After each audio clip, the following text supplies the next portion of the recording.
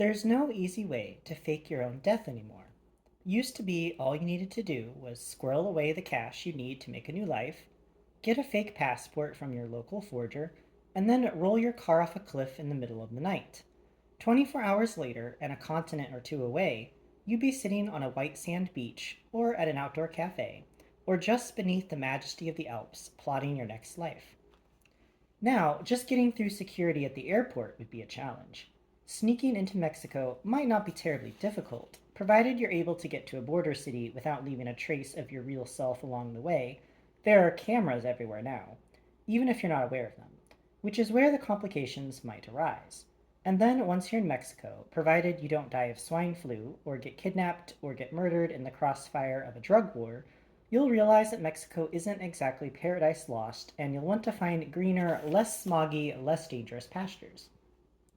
And then you're back to the same problem of traditional air travel. Terrorism may have made air travel annoying for those of good legal standing, but it's made it damn near impossible for those attempting to fake their death. Minus that, there's just so much DNA we all leave behind now, fingerprints, hair fibers, saliva, urine, that if you really feel like you need to fake your death, you might want to consider actually killing yourself. At least that way you won't get caught. In Bruce Grossman's case, he was actually taking his death pretty well. He sat wedged between his mother and my mother on the sofa and watched one of those "I have terrible taste and need help" programs on HGTV. Maria Cortez and her dog were asleep in Nate's old bedroom. After Maria got over her initial surprise at seeing Bruce alive and well, Sam had to convince her that he wasn't a ghost and that no one was avenging anyone, at least not in my mother's house. She quickly made herself comfortable. Apparently, sleeping in a car had left her exhausted. Fiona, Sam, Nate, and I were in the kitchen, along with a brown bag containing what would be the proof of Bruce Grossman's death, provided someone was able to chop the appropriate finger off. More important, however, if this was all going to work, I needed to make sure Maria was going to be the witness Bruce would need to really disappear safely. As it stood now, I felt like we could forestall the ghouls by giving them the hand and then selling them their own goods back. Maybe they'd engage in an even bloodier war with the Banshees, but eventually, because he was Bruce Grossman and couldn't keep his mouth shut for more than 10 seconds at a time, he'd tell someone about how his best score was the time he robbed the ghouls twice. And once with a spy. And then, well, then one day the ghouls would show up at his house with bats and acid, and there wouldn't be a way out. Bruce Grossman had to give the ghouls back the works, and then he had to disappear. And somehow we needed to keep Zadie safe too. The best option was not one I suspected Bruce would leap at. "Do you think Maria would go on the record about Nick?" I asked Sam. "Because if she can deliver the evidence that there was a bounty on him, along with what Fee recorded at Purgatory, there's probably enough to get Bruce and Zadie into protective custody." "Yeah," Sam said, "but he did rob that stash house. You think the FBI is going to smile on that?" "They wanted him once before, didn't they?" Fiona asked. It was true. Back when he was in prison, they'd offered to make him a consultant, but he was a different guy then. Younger, dumber, and probably more skilled. Plus, his mother wasn't dying. If he went into their hands now, she'd get the best medical care. "I don't know," I said. "He doesn't seem like much of an asset anymore." In the living room, Bruce was arguing with my mother over whether or not tile floors or hardwood were the better flooring for the couple on the television, particularly since neither had the hallmarks of something he kept calling divine design. "It's not about whether or not he can rob banks still," Sam said. "They'd probe him, find out what made him rob banks, find out his psychology." "I wonder what they'd make of me," Fiona asked. "You might create a whole new field of study," I said. "Mikey, how many guys have the forethought to let someone whack off their finger in prison for insurance money?" Sam said. "You might seem like an old man in an ugly sweater, but that guy, he's a treasure trove for some head shrinker." "And you, Michael," Fiona said, "what would they do with you?" "I think they're already doing it," I said.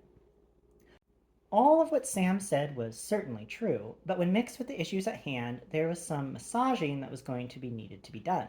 If Bruce refused custody, or if the FBI didn't care to relocate him, and if the ghouls came up with the $500,000, which would be enough to take care of Zadie no matter where Bruce might have to run to, it wasn't as if Bruce would have zero problems toting $500,000 in loose bills. If they actually paid up, we'd need Barry to facilitate a few banking issues, none of which were legal, which might then put Bruce in a perilous situation yet again. There was also a pretty good chance the ghouls might not find the story about the banshees setting this into motion all that believable. Oh, certainly the Gluck brothers believed it, but they weren't running the show. Someone like Lyle Connors, a guy with a gold Lincoln, he might see the flaws in it. If we really wanted to pit these two groups against each other, we'd have to rob the banshees too and make it look like the ghouls did it. Depending upon how this afternoon turned out, all options were open, which is what I told Fiona and Sam. I didn't really say it to Nate because he wasn't listening. He was busy staring inside the bag at the hand. Let me know when we get to do that robbing of the banshees bit, Fiona said. I have a few new moves I'd like to try out, and a few things I'd like to buy too, so perhaps you'll let me blow their secret vault. I'm not so sure these guys have a secret vault, I said. Everyone's got a secret vault, Sam said, right? I know I do. Working on getting that undersea lair together, just in case the North Koreans send a bunch of nukes our way. I didn't answer Sam, for fear that he might honestly be building an undersea lair. Instead, I focused on Nate, who was oblivious to everything going on around him, save for whatever he saw in the brown bag. Nate, I said, you're either a part of this or you're not. You know, it doesn't really smell, Nate said, at least not from here. Great. I checked the clock on my mother's 150-year-old microwave. It was 10:30. Nate was due to take Zadie to radiation in about 45 minutes. We had to get moving in all areas, which included the task at hand, so to speak. All right, I said. Who wants to cut off the finger? No one jumped at the chance. One of us has to do it, I said. Still nothing. It's not as if it's even a hand anymore. It's completely disassociated from the body. And it belonged to a bad guy, right, Sam? Right, he said. But candidly, Mike, it's hard for me to disassociate the hand from the person if you keep reminding me it used to be on a person. Would it be easier if he said it was on a goat? Fiona asked. Was that you volunteering? Sam said. Ladies and gentlemen, Fiona Glenn will be performing her magical finger removal trick now. Fiona? Fiona, for the first time in her life, didn't have a quick missile to launch in Sam's direction. What about you, Nate? I said. I'm not the globe-trotting assassin, Nate said. I'm not an assassin, Nate, I said. I'm a spy. Right, he said. Sorry, my mistake. I'm not the globe-trotting spy who occasionally killed people for the government. Is that better? It's just a hand, I said. A truth I was in the process of reminding myself when my mother walked into the kitchen. What are all of you fighting about? I can hear you all the way in the living room. Which is 10 feet away, I said. What's in that bag? She asked. She reached for it, but I pulled it toward me. Nothing, Ma, I said. Go back to your television show. They're just about to reveal the new countertop. Michael, I have 30 strangers and a dog in my home right now, all as a favor to you. The least you can do is tell me what else you've brought into my house. What could be worse than what is already here? Since I'd been back in Miami, my mother had been shot at, ambushed, and pulled in several directions by forces foreign and domestic. She's aware that I work somewhere between the law and disorder. She owns a shotgun. She married my father, which was like sanctioning an emotional Cuban Missile Crisis for the whole of the 1970s and most of the 1980s. So she can handle herself. It's a dismembered hand, I said. And why is it in a brown bag on my counter? We need to chop off one of the fingers so that it matches up to Bruce's hand, I said, and then we're going to use it to fake his death. And what's the problem? I looked from Fiona to Sam to Nate, three people who knew their way around a crime scene generally, and landed back on my mother. No one really wants to chop the finger off. Oh, for goodness sake, she said. Didn't any of you ever work on a farm? Fiona, didn't any of your relatives have a farm in Scotland?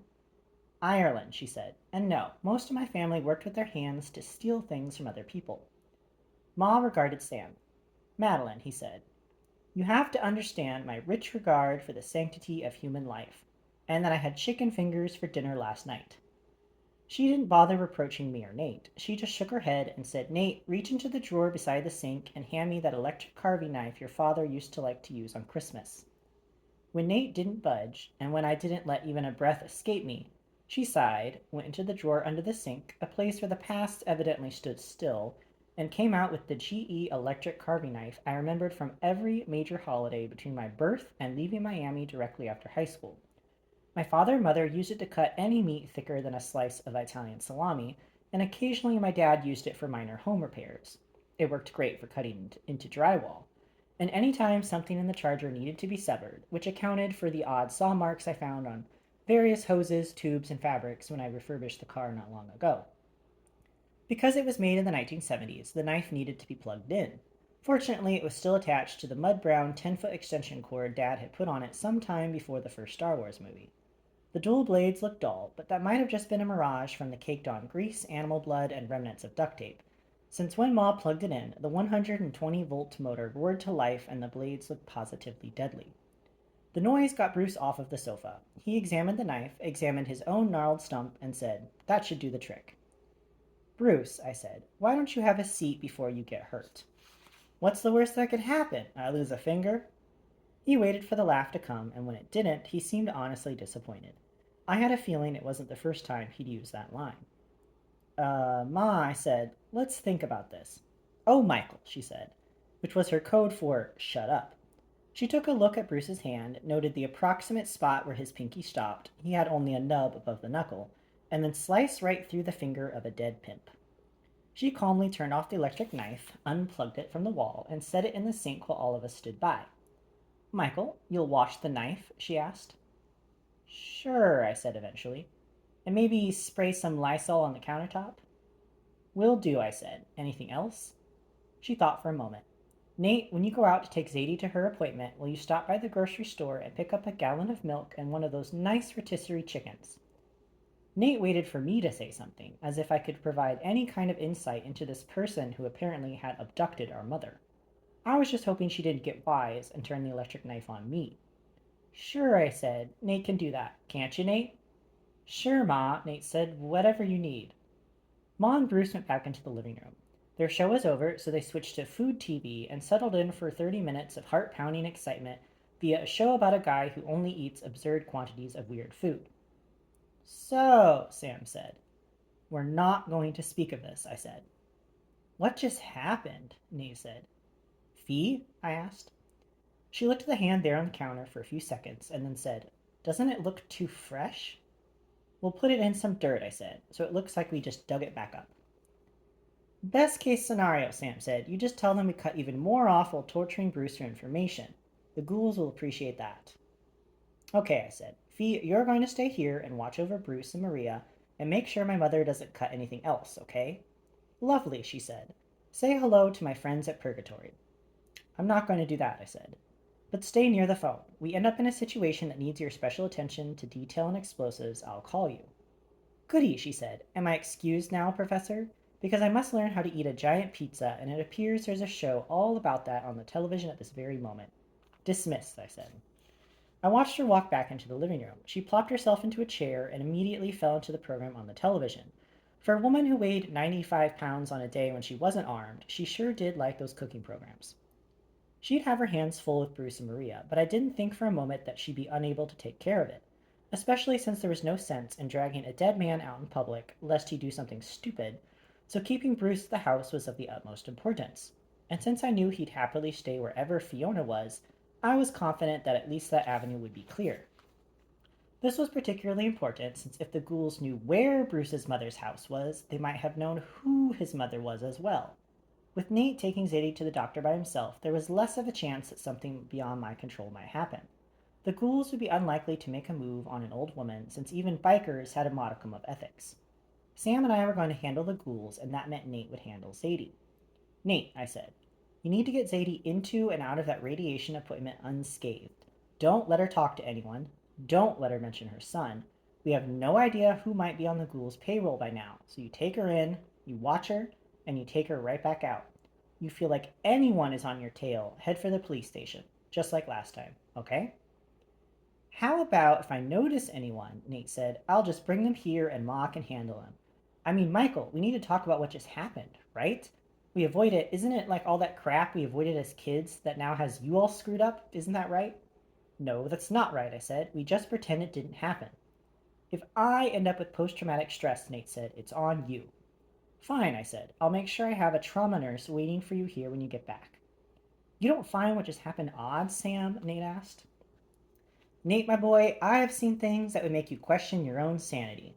Papua New Guinea, fall of 1988, I saw a band of pygmies fell an elephant with spears and then climb into the elephant through its mouth and then out its backside," Sam said.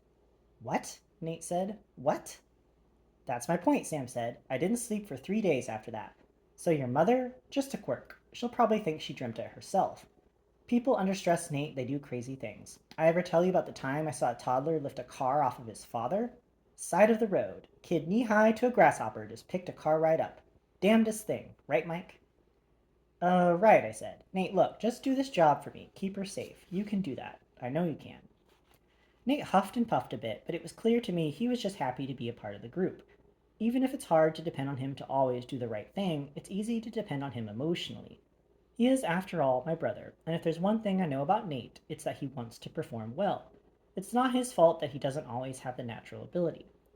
Well, he might have the natural ability, actually. It's not his fault he's cultivated it towards stupidity on occasion. Not everyone is cut out to be a spy. Besides, people tended to like him, like Zadie, who put her arm through Nate's and let him guide her outside to his car, which left me and Sam alone in the kitchen. Superman, I said. No, no, Sam said. I'm just a regular guy like you, Mike. No, that story about the kid, that's from the first Superman movie. You saw that? Everyone saw it, I said. Not Nate, apparently, Sam said. Anyway, what do you think? We get out of this alive? I don't know. I didn't read my tea leaves this morning. I pointed down at the hand. Maybe we get a palm reader over here and find out what his palm says and go from there.